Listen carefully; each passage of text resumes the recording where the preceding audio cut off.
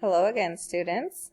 Sorry about some of the confusion in regards to what I had posted yesterday and the adjustments and the changes that I have now made for our agenda today. When I had posted everything yesterday, probably about 30 minutes afterwards, we got some new communication about how we are going to be moving forward with e-learning days. So you will see all of those changes now in this new agenda.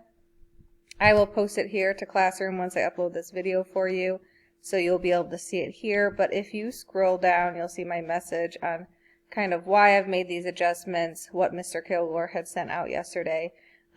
So please take a gander at that.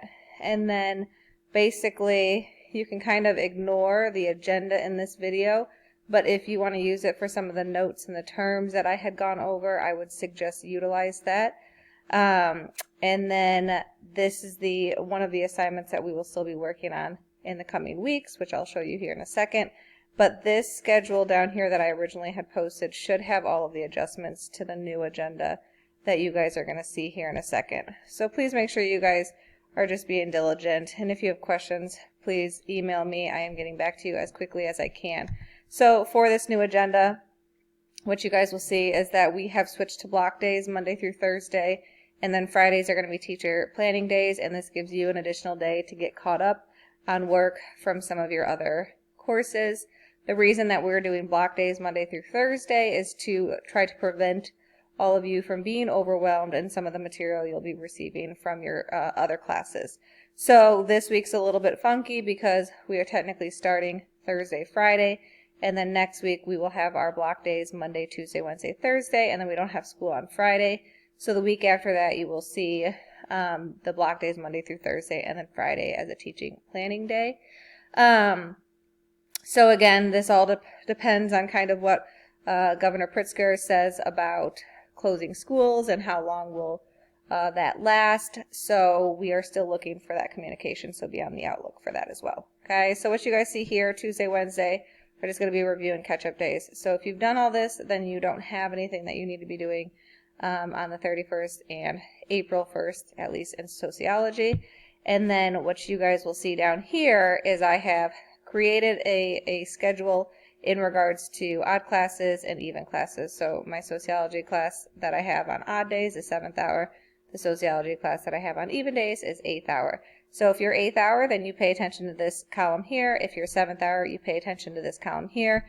And then the dates are over here, which I have then reiterated what day is correlated to what block day. So Thursday, April 2nd is an odd block day, so you're 1, 3, 5, and 7.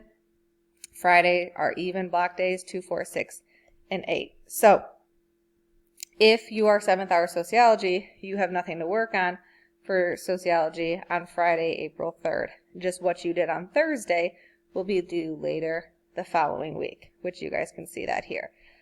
So tomorrow, or technically I guess, on Thursday I will post the check-in quiz. Remember, this is not for a grade, this is just for me to check some understanding about the terms.